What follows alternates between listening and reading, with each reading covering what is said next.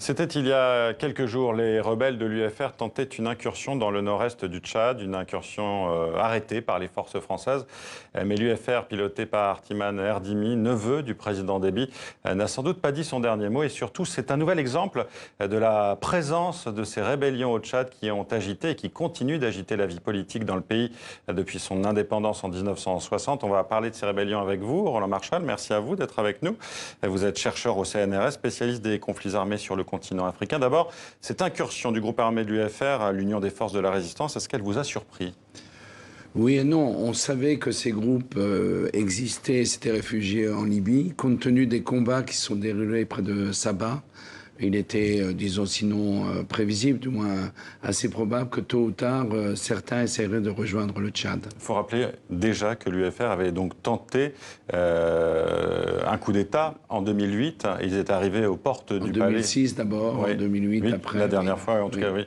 Et donc, voilà, ils continuent d'y aller. Alors, les forces françaises sont intervenues. Comment vous l'analysez, encore, ce soutien français? Si vous voulez, la chose que je trouve pathétique dans la politique française, c'est celle-ci. Aujourd'hui, nous avons un dispositif Barkhane au Sahel, nous avons nommé un ambassadeur itinérant pour le développement. Nous expliquons partout que pour régler le problème du djihadisme, il faut de la bonne gouvernance, l'état de droit, du développement économique.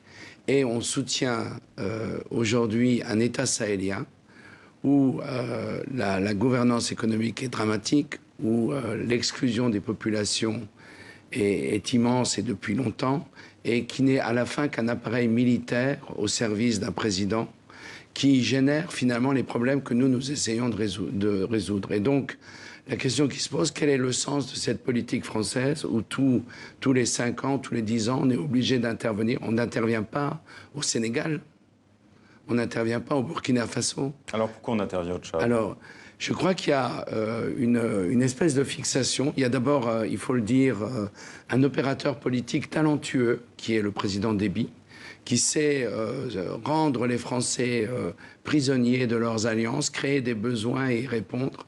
Et c'est ce qu'on a vu très bien avec Nicolas Sarkozy et Bernard Kouchner dans la période Darfour.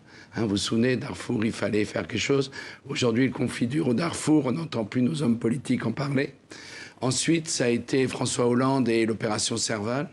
Et aujourd'hui, étrangement, alors que M. Macron appelait à un nouveau monde, on rejoint des méthodes du plus vieux monde qu'on ait jamais eu, puisque ça renvoie aux opérations militaires françaises à partir de 1968. Alors, cette incursion de l'UFR, c'est aussi un nouvel exemple, je le disais, de ce qui est une récurrence au Tchad. Ces rébellions. On dit que dans le pays, toutes les transitions politiques se sont faites par la voie des armes depuis l'indépendance en 1960. Vous le confirmez?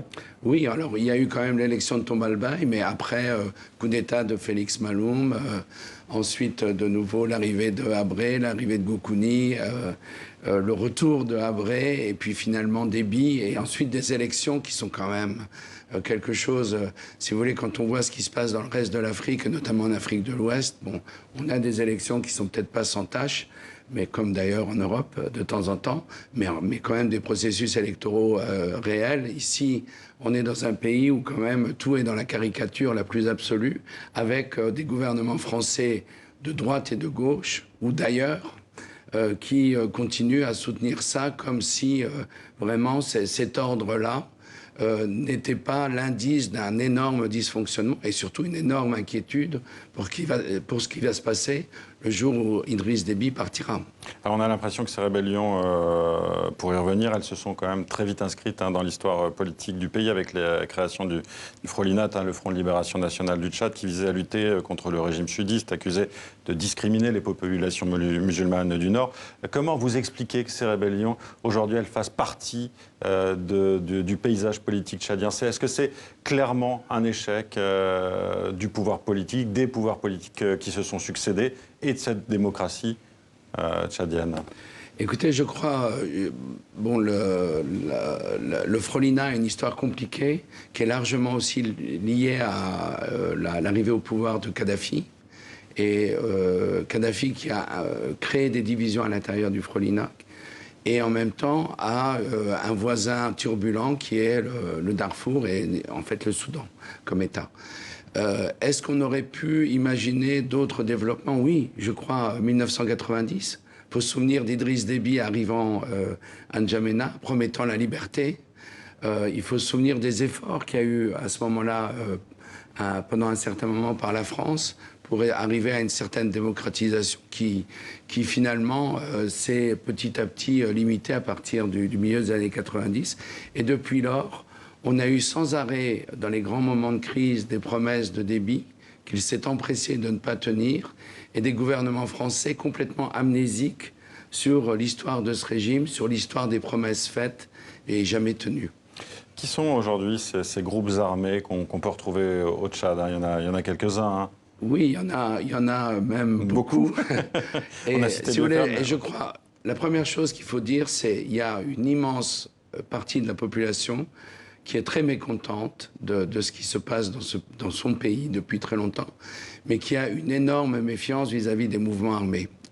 On ne pourrait pas imaginer justement une adhésion justement des populations. Non, ce que visait sans doute cette colonne, et ce que peut-être dans les semaines qui viennent ou dans les mois qui viennent, ce qu'on essaiera peut-être de refaire, c'est d'essayer de constituer une coalition des mécontents, qui là pourrait être effectivement très vaste.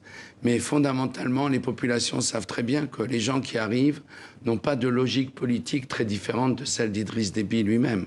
Ils sont souvent issus du premier cercle du pouvoir. Ils n'ont pas des moyens de cooptation et d'ouverture vis-à-vis d'autres segments de la population très différents d'Idriss Déby. Donc d'une certaine façon, on est face à une impasse avec des relations sociales à l'intérieur du Soudan qui sont en train de se détériorer de façon massive. C'est ça qui, de mon point de vue, devrait quand même alerter les Français qui sont aujourd'hui obnubilés sur la question du djihadisme et de l'effondrement de l'État. Qu'est-ce qui est en train de se passer au Tchad dès qu'on sort de la capitale? Et là, on a un silence poli de nos officiels avec des arguties juridiques qui font quand même sourire. J'aimerais bien savoir quel est l'objectif réel, conformément à l'article 30 de la Constitution, de notre intervention au Tchad. Sur la question encore de ces groupes rebelles, est-ce qu'on a une idée de la manière dont ils sont financés ? Oui, si vous voulez, je crois qu'il y a une partie de leur communauté, notamment le groupe de Timan Erdimi, donc qui est en fait le groupe d'Idriss Déby. Vous pouvez avoir des grands commerçants issus de cette communauté-là ou de communautés alliées qui financent. La Libye, grâce à l'intervention française, américaine et britannique, est devenue un endroit quand même où on trouve beaucoup de choses à des prix cassés. Et à partir de ce moment-là, en faisant un peu de trafic, peut-être en travaillant pour certaines milices libyennes qui ont de l'argent, on peut constituer un appareil militaire qui est ce qu'il est, puisque finalement il a été défait très rapidement.